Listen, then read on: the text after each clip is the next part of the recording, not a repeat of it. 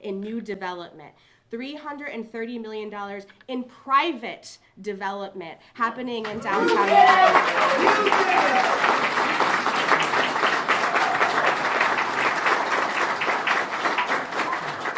We invested over $600 million in new and improved school facilities. We increased funding for school education. We rebuilt our infrastructure and our parks to the tunes of hundreds of millions of dollars. We successfully battled and continue to battle addiction and homelessness. We created a model for the state that the state looks at and utilizes, all while leaving taxpayers a tidy $34 million reserve, and that is just some of our wins. I could stand here for an hour and talk about all of them. But exploring a run for governor may seem daunting, but I know that I'm ready for this fight because I've won this fight before, right here in New Britain.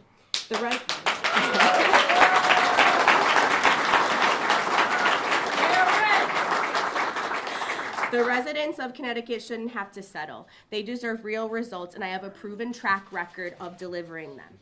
And let me tell you, this fight is deeply personal to me, okay? As a working mother of two little ones who are not here today because you don't want a 4-year-old and a 1-year-old screaming for mom when I'm doing this, but I'm a working mom of two little ones. I want to leave my children a future that's secure and in a state that they can be proud of and in a state that they want to stay in. How many of us know our kids and our friends? What do? They go out of state, they never come back. See you later. They're going to college in Massachusetts or New York or down south, and they don't come back. Connecticut is not a place that they want to stay. Why? Why is that? And what are we going to do to change that? I'm part of the working class that the Capitol insiders have forgotten about. They have forgotten about Connecticut's working class, and that's why I'm doing this. Someone just like all of you who are struggling to afford groceries, to pay their crazy electric bills, who's shaking their head at the unchecked and reckless spending by Democrats and those in charge in Hartford. It's personal for me. Because as a mayor, I see and I hear all these people in my community who are hurting because they can't pay their taxes or they can't make ends meet. And I say that coming from a household of two people who do pretty decent. When we're looking at having these conversations, my husband and I, about paying an inordinate amount of money for childcare and looking at how much groceries cost every week and what can we cut back on, there's a problem here, a huge problem. Together, we can change that. We can leave behind that dogmatic label of the land of steady habits and bring about real change that will help Connecticut reach her full potential. We can and we will lift up all people of this great state and win for everyone in Connecticut, not just some and not just our friends. Connecticut will be stronger when we openly embrace opportunity, when we celebrate economic mobility, when we free ourselves from the restraints of overtaxation and strangling regulations. Connecticut will be stronger when we give people a reason to invest here, when the spirit of individualism, personal liberty, and entrepreneurship is unleashed. Connecticut will be stronger when we chart a vision for real growth and actively plan for our limitless future. It's all possible. But we have to bring a new generation of leadership to the hallowed halls of Hartford to make it happen. And let me tell you what a new generation of leadership means. It is the same slogan that I used the first time that I ran for mayor in 2013, and ironically enough, it applies now for this next step in my career. A new generation of leadership means strength and decisive action. A new generation of leadership, to everyone in this room who knows me, knows a little brashness, straight talk, but definitely telling the truth, right?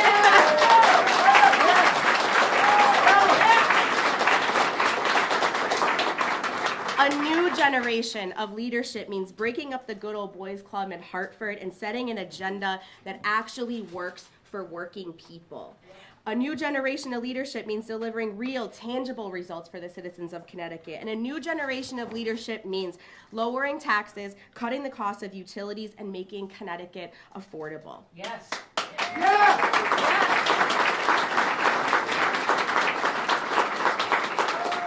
So this is just the beginning. And as I set out over the next couple of months during this exploratory process, I'm taking my case and my vision to every corner of this great state, listening to people like you about where Connecticut should be headed in its future, a future we can build together and all be proud of.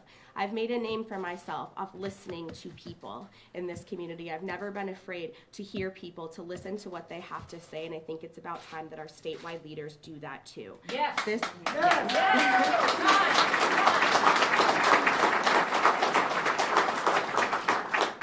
I'm holding back coughing because I just got over the flu last week, so sorry.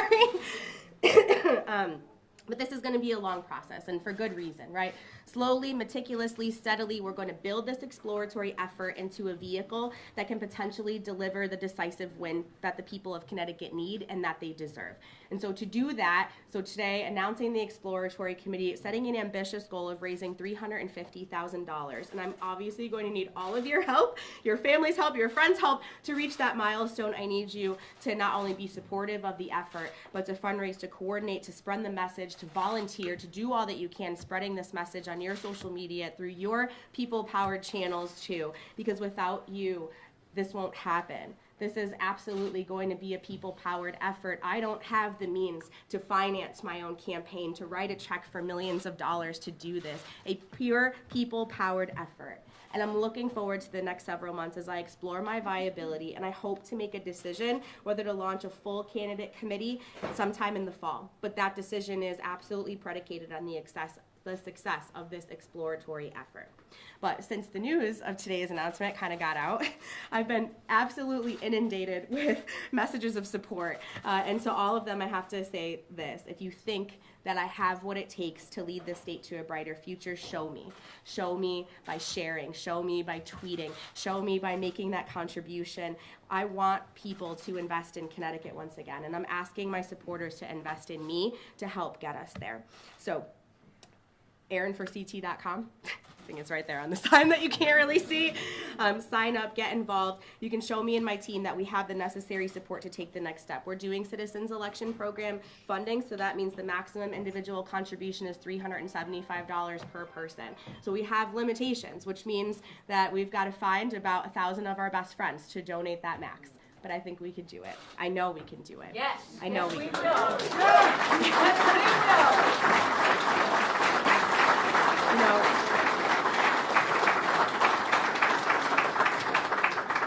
we have to do it. Yes. Everyone here knows well that I'm a proud New Britain girl. The daughter of a retired firefighter, a retired state worker. My husband's a public works guy. I was called to public service myself. Where's Dom? He's in there somewhere. Hi.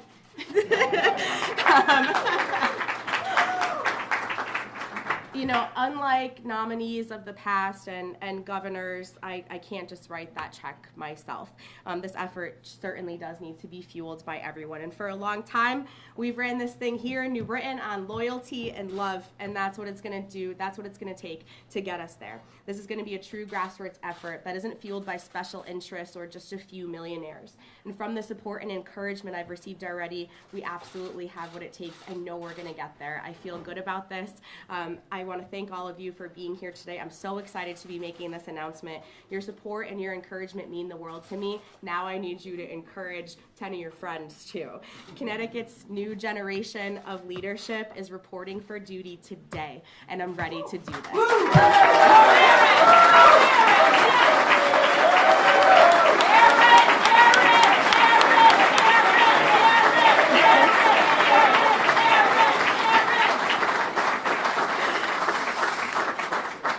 So I'll be happy to take a couple of questions.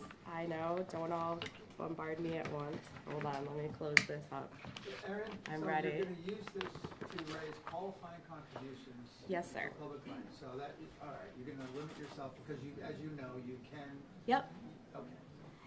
And We have to. I don't see any other way without participating in a citizens election program.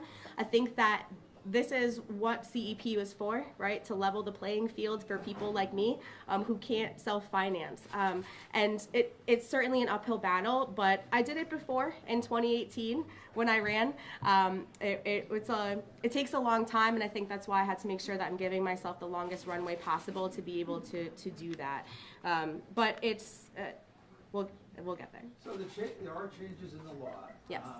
And if you take the next step, how early would you go for that pre-convention grant, which is something like $800 grand? So I mean, the Yep. rules have changed significantly since So the $350,000 that we want to raise in this exploratory effort will get us from now to convention. We've built that out. We're not paying people a lot. I have a lot of it is built on volunteers and not paying outside interests who are not from Connecticut to tell us what we think is best for our state. And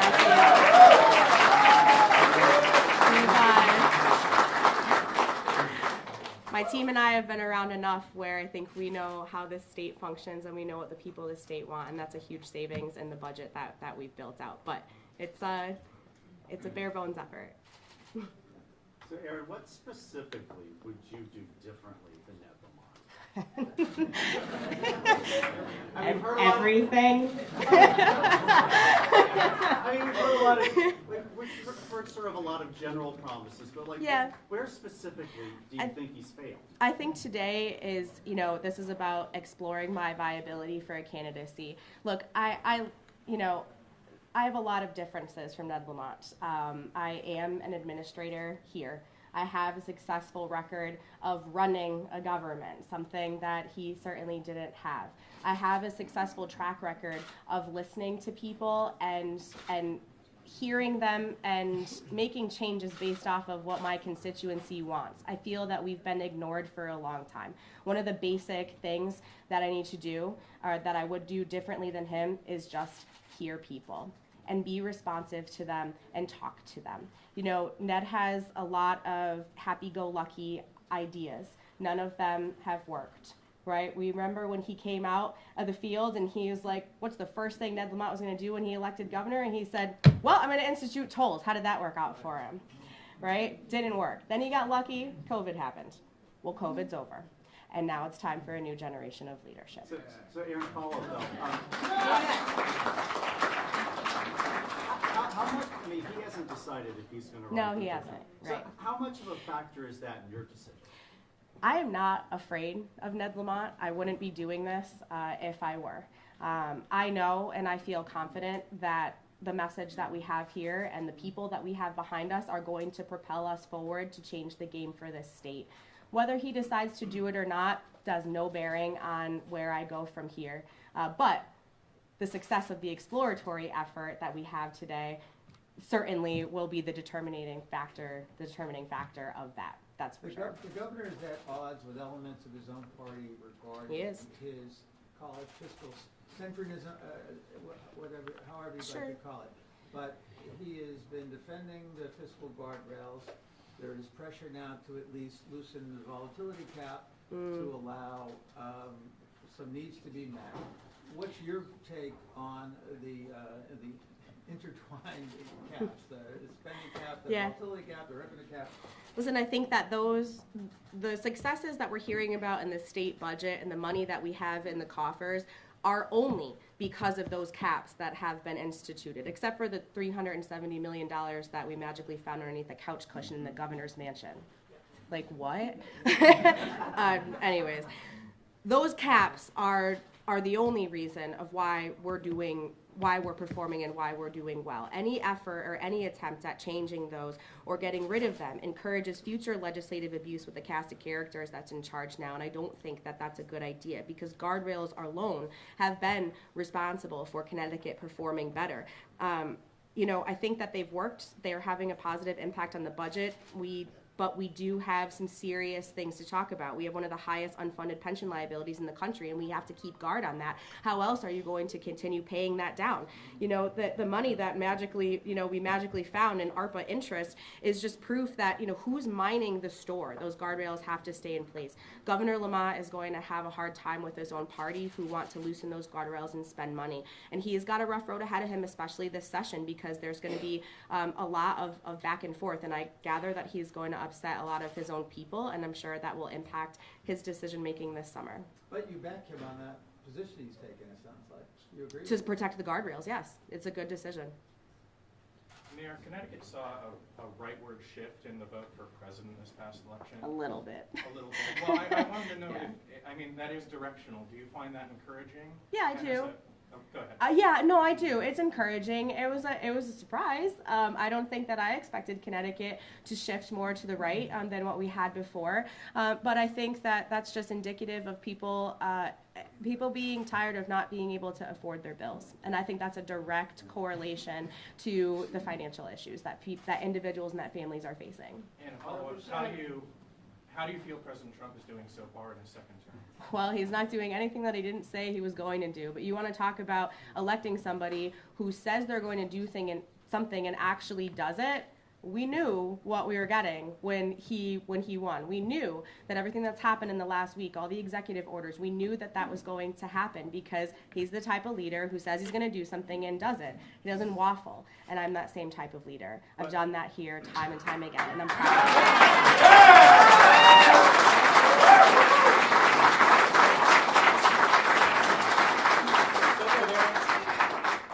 How supportive are you of the moves that the president's been making the last week? Because the governor has come out pretty strongly against, his immigration push.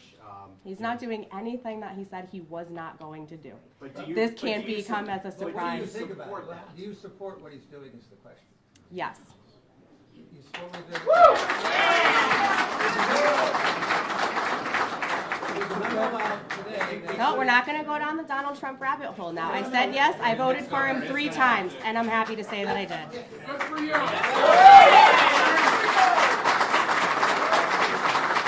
administration today, at least temporarily, has closed off federal funding to cities like New Britain, as well as a wide rash of programs.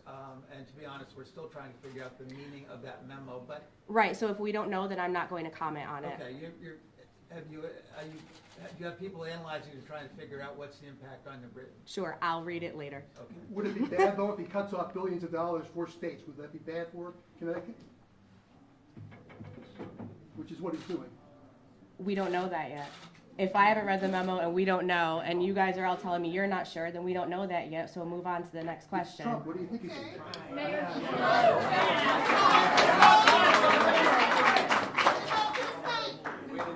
In 2018, you ran for governor. What did you learn from that experience, and what are you going to change this time around? So I've learned a ton from that experience. In 2018, I got in the race really late. And you think about how many years ago that was and what you've learned from that experience. I got in the race late. I was one of a dozen or so candidates. I struggled to raise the money. And I think that's one of the reasons why I have to announce this exploratory effort today, because I need that long runway for the fundraising efforts. But I also know the battles that are going to come ahead with my own party. There's certainly going to be other Republicans that are going to throw their name in the hat, and that's fine. My job right now is to prove that I'm the best candidate to put forward to defeat Ned Lamont and the Democrats. And my battle right now is to prove to the Republicans that I'm their gal.